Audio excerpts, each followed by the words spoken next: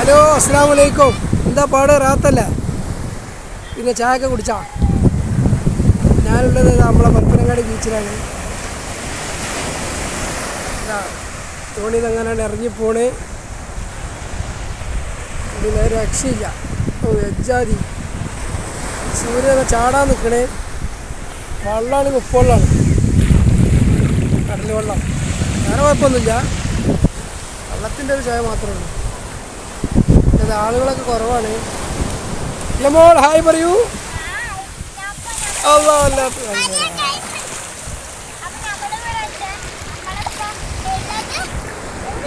Parappanangadi